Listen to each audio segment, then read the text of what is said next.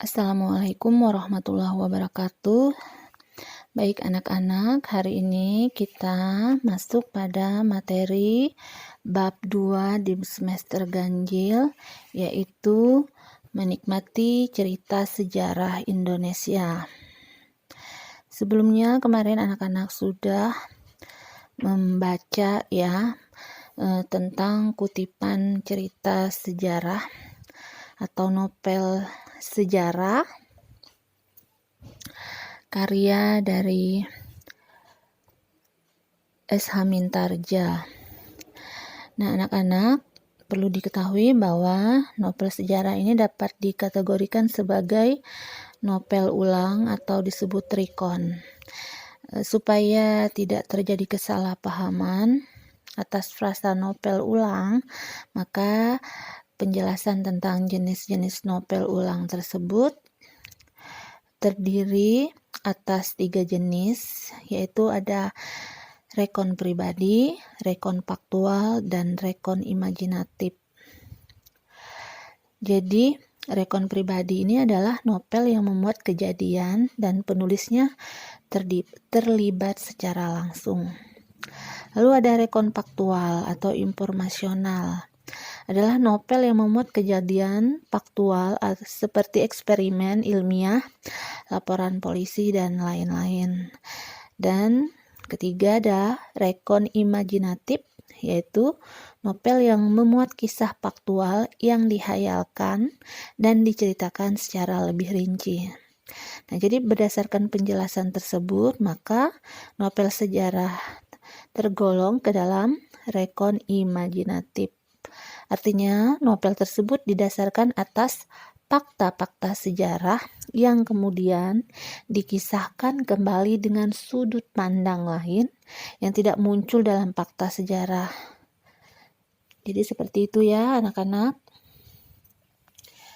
Baik, pada bab berikut yaitu bab 2, nanti anak-anak bisa mengetahui apa yang dimaksud dengan teks cerita sejarah, unsur-unsur pembangun teks cerita sejarah, lalu nilai-nilai apa saja yang terkandung dalam teks cerita sejarah, dan ciri kebahasaan teks cerita sejarah. Berikut penyusunan teks cerita sejarah.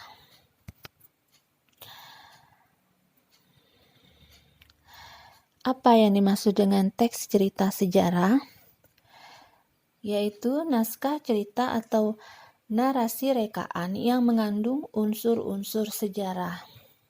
Dalam teks sejarah ada beberapa unsur nyata, misalnya tokoh, nama tempat, dan peristiwa. Namun dalam teks cerita sejarah terdapat pula cerita yang sifatnya rekaan, misalnya mitos-mitos asal-usul negeri, mitos kedatangan sebuah agama, dan mitos alegori. Ciri-ciri pada teks cerita sejarah yaitu menampilkan latar masa lalu, disajikan secara kronologis, isi berupa fakta atau fiksi, sering menggunakan konjungsi temporal. Selanjutnya ada jenis teks cerita sejarah, yaitu teks cerita sejarah berdasarkan fakta sejarah dan juga teks cerita sejarah fiksi atau hanya berupa imajinasi dari penulis. Berikutnya, struktur teks cerita sejarah. Nah, pada novel sejarah, seperti juga novel-novel lainnya, ini termasuk dalam genre teks cerita ulang. Nah, novel sejarah juga mempunyai struktur teks yang sama dengan struktur novel lainnya, yaitu berupa orientasi, pengungkapan peristiwa, rising action, komplikasi, evaluasi atau resolusi, dan terakhir koda. Baik, yang pertama adalah orientasi atau disebut exposition atau pengenalan suatu cerita. Nah, dalam bagian ini pengarang memperkenalkan setting, cerita, baik waktu, tempat, maupun peristiwa. Selain itu, orientasi juga dapat disajikan dengan mengenalkan para tokoh, menata adegan, dan hubungan antar tokoh.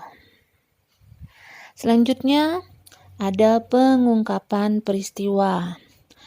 Nah, dalam bagian ini disajikan peristiwa awal yang menimbulkan berbagai masalah, pertentangan, ataupun kesukaran-kesukaran bagi para tokohnya. Selanjutnya, menuju konflik atau rising action.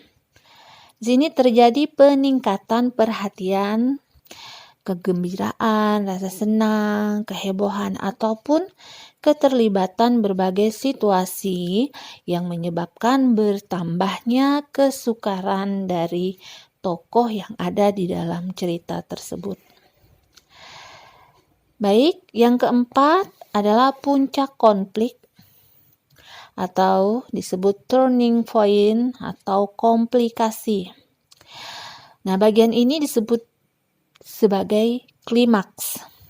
Nah, inilah bagian cerita yang paling besar dan mendebarkan. Pada bagian ini pula ditentukannya perubahan nasib dari beberapa tokohnya. Misalnya, apakah dia kemudian berhasil menyelesaikan masalah atau gagal. Yang kelima, ada penyelesaian atau disebut evaluasi atau resolusi. Nah, sebagai akhir cerita, pada bagian ini berisi penjelasan ataupun penilaian tentang sikap ataupun nasib-nasib yang dialami tokohnya setelah mengalami peristiwa puncak tersebut. Jadi pada bagian ini pun sering pula dinyatakan wujud akhir dari kondisi ataupun nasib akhir yang dialami oleh tokoh utamanya atau tokoh sentral atau tokoh yang berperan penting dari awal cerita sampai akhir cerita. Selanjutnya yang terakhir pada struktur teks cerita sejarah adalah koda. Nah, bagian ini berupa komentar terhadap keseluruhan isi cerita yang fungsinya sebagai penutup. Nah, komentar yang dimaksud ini bisa disampaikan langsung oleh pengarang atau dengan mewakilkannya pada seorang tokoh. Hanya saja tidak setiap novel memiliki koda. Bahkan novel-novel modern lebih banyak menyerahkan simpulan akhir ceritanya itu kepada para pembacanya. Jadi mereka dibiarkan menebak-nebak sendiri penyelesaian ceritanya. Nah, ini nanti masuk pada bagian alur ya, yaitu ada alur maju atau progresif, alur mundur, ada regresif dan alur campuran atau alur sorot balik. Nah, alur campuran ini nanti yang endingnya tidak ada penyelesaian cerita, yaitu pada bagian koda struktur teks cerita sejarah.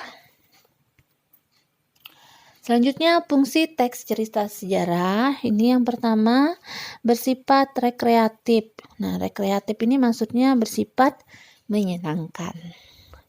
Lalu ada inspiratif. Nah, inspiratif ini maksudnya membuat pembaca lebih bersemangat lagi, lebih termotivasi lagi dari kejadian tersebut, terilhami. Lalu ada instruktif. Nah, instruktif ini bersifat memerintah atau di dalamnya berisi mengenai nasihat-nasihat. Dan yang terakhir, fungsi dari teks cerita sejarah adalah edukatif. Nah, edukatif ini bersifat mendidik. Berikutnya informasi dan unsur pembangun teks cerita sejarah. Lanjut. Ada langkah-langkah menemukan informasi penting dalam teks cerita sejarah, yaitu membaca teks cerita atau novel sejarah dengan seksama. Mengidentifikasi pokok isi dalam teks cerita atau novel sejarah, lalu mencatat pokok-pokok isi dalam teks cerita atau novel sejarah. Baik, selanjutnya unsur pembangun dalam teks cerita sejarah ini ada unsur intrinsik dan unsur ekstrinsik. Unsur intrinsik ini adalah unsur yang membangun karya sastra dari dalam. Nah, ini terdiri dari tema, amanat, tokoh atau penokohan, sudut pandang, latar, dan alur. Tema ini merupakan intisari dari suatu cerita. Kapan bisa menentukan tema? Setelah kalian selesai membaca cerita. Jadi tema dan judul ini berbeda ya. Selanjutnya ada amanat. Amanat ini adalah pesan yang ingin disampaikan oleh penulis atau pengarang melalui cerita tersebut. Tokoh dan penokohan. Tokoh ini adalah orang yang berperan di dalam cerita tersebut. Sedangkan penokohan merupakan karakter atau sifat dari tokoh tersebut. Nah, karakter atau sifat ini ada yang berupa antagonis, protagonis, tritagonis ya. Nah, kalau antagonis ini tokoh yang memiliki karakter jahat. Lalu ada protagonis. Nah, protagonis ini adalah karakter dari tokoh yang baik. Sementara ada tritagonis, ini sebagai tokoh penengah. Lalu ada juga tokoh figuran. Maksud Ibu, nanti dia tidak terlalu berperan penting dalam cerita tersebut. Selanjutnya ada sudut pandang atau point of view, yaitu penilaian seorang penulis atau kedudukan seorang pengarang dalam sebuah cerita. Lanjut ada latar. Latar ini adalah tempat kejadian peristiwa tersebut. Ya, jadi ada latar tempat, ada latar waktu. Ya, artinya menunjukkan kejadian tersebut, apakah kejadiannya siang, sore atau malam atau beberapa tahun yang lalu atau pada masa yang lampau. Nah, ini termasuk dari latar waktu. Kalau latar tempat tadi ini misalkan tempat kejadian peristiwanya, mungkin di kerajaan, di hutan dan lain sebagainya. Dan berikutnya adalah alur. Alur ini merupakan jalannya suatu cerita tersebut, yaitu ada alur maju atau progresif, ada alur mundur atau regresif, dan ada alur campuran atau alur sorot balik. Selanjutnya ada unsur pembangun ekstrinsik atau unsur yang membangun karya sastra dari luar. Nah, di sini pada teks cerita sejarah ada kebesaran pemerintah, corak penceritaan, unsur keagamaan, unsur politik, unsur ekonomi, dan unsur sosial. Baik, selanjutnya ada nilai-nilai dalam teks cerita sejarah. Artinya nilai-nilai yang terkandung di dalam cerita sejarah tersebut. Nah, di sini terdiri dari nilai budaya, nilai moral, nilai agama atau religius, dan nilai sosial. Lalu yang terakhir adalah nilai estetik atau nilai keindahan. Nilai budaya di sini adalah nilai yang dapat memberikan atau mengandung hubungan yang mendalam dengan suatu masyarakat, peradaban, atau kebudayaan. Selanjutnya ada nilai moral. Nah, nilai moral atau etika adalah nilai yang dapat memberikan atau memancarkan petuah atau ajaran yang berkaitan dengan etika atau moral. Selanjutnya yang ketiga ada nilai agama atau nilai religi, yaitu nilai-nilai dalam cerita yang berkaitan dengan nilai-nilai agama tersebut atau yang bersumber pada nilai-nilai agama. Yang keempat, ada nilai sosial, yaitu nilai yang berkaitan dengan tata pergaulan, baik itu antara individu maupun antar sosial yang ada di dalam masyarakat. Dan terakhir ada nilai estetis atau keindahan, yaitu nilai yang berkaitan dengan keindahan, baik itu keindahan struktur pembangunan cerita, fakta cerita, maupun teknik penyajian yang ada di dalam cerita tersebut. Selanjutnya ada ciri kebahasaan yang digunakan atau kaidah kebahasaan yang berlaku pada novel sejarah, yaitu ada konjungsi urutan waktu atau bermakna lampau, menggunakan banyak kata yang menyatakan urutan waktu atau konjungsi kronologis atau konjungsi temporal. Berikutnya menggunakan banyak kata kerja yang menggambarkan suatu tindakan atau kata kerja material. Yang keempat, menggunakan kata kerja yang menunjukkan kalimat tak langsung sebagai cara menceritakan tuturan seorang atau oleh pengarang. Seorang tokoh oleh pengarang. Berikutnya menggunakan banyak kata kerja yang menyatakan sesuatu yang dipikirkan atau yang dirasakan oleh tokoh. Nah, di sini menggunakan kata kerja mental. Berikutnya menggunakan banyak dialog. Nah, hal ini ditujukan oleh tanda petik ganda, ya, ada tanda petik ganda, petik 2 ya, dan kata kerja yang menunjukkan tuturan secara langsung. Baik, menggunakan banyak kalimat bermakna lampau, misalkan contohnya seperti prajurit yang telah diperintahkan membersihkan gedung bekas asrama telah menyelesaikan tugasnya. Atau seperti kutipan novel sejarah yang sudah kalian baca. Dalam banyak hal, Gajah Mada bahkan sering mengemukakan pendapat-pendapat yang tidak terduga dan membuat siapapun yang mendengar akan terperangah apalagi bila Gajah Mada berada di tempat berseberangan yang melawan arus atau pendapat umum, dan ternyata Gajah Mada terbukti berada di pihak yang benar. Nah, ini merupakan kalimat-kalimat yang sifatnya bermakna lampau atau masa lalu.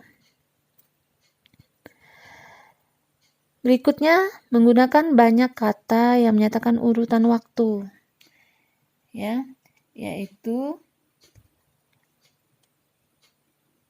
menggunakan konjungsi kronologis atau temporal.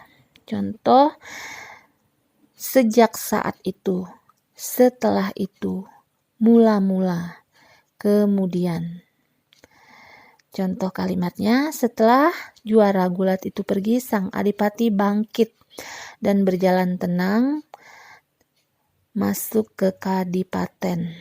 Nah, ada kata setelah, jadi ini merupakan bagian dari konjungsi yang menunjukkan keterangan secara kronologis dan juga temporal, ya, menunjukkan keterangan waktu.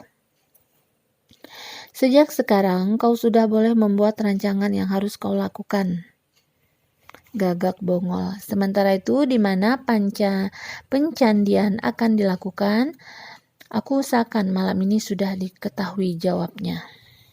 Nah, di situ ada tanda petik 2. Ini juga merupakan contoh dialog, ya.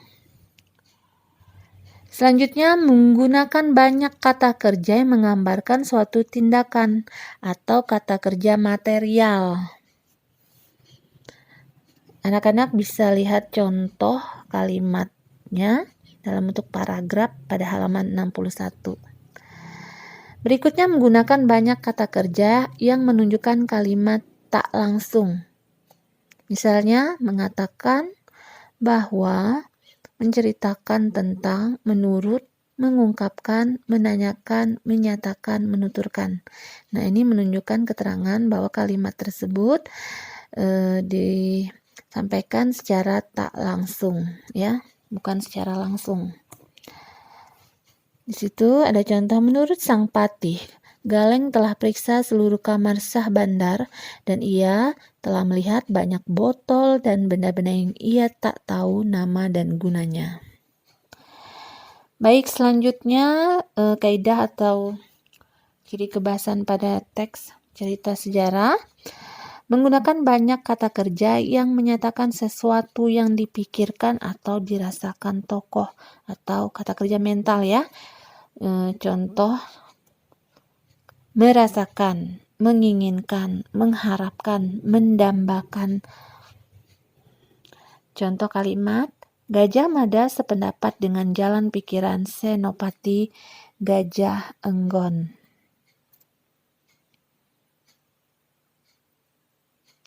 Melihat itu, tak seorang pun yang menolak karena semua berpikir Patih Daha Gajah Mada memang mampu dan layak berada di tempat yang sekarang ia pegang.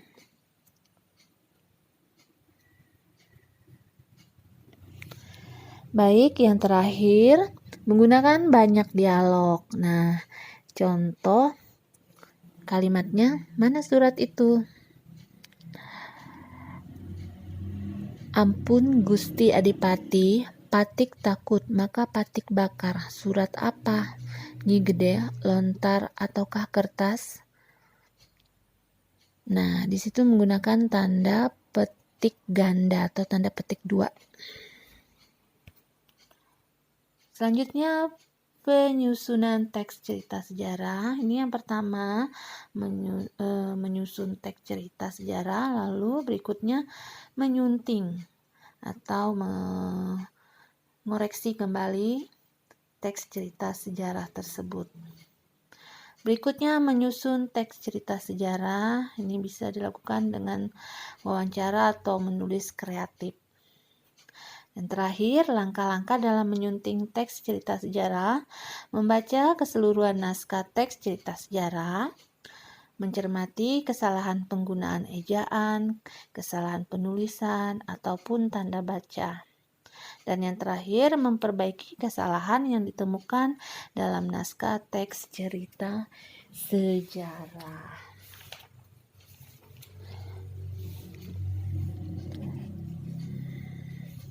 Nah, anak-anakku, kemarin kalian sudah ya mencoba melakukan literasi dengan membaca kutipan dari novel cerita sejarah. Jadi novel sejarah ini merupakan sebuah genre yang penting dan sering ditulis di negara-negara barat. Nah, negara-negara tersebut menanamkan pentingnya sejarah dalam pendidikan.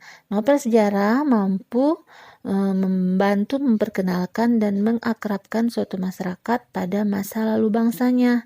Jadi dengan demikian pendidikan dalam novel dapat menanamkan akar pada bangsanya. Demikian Ibu akhiri.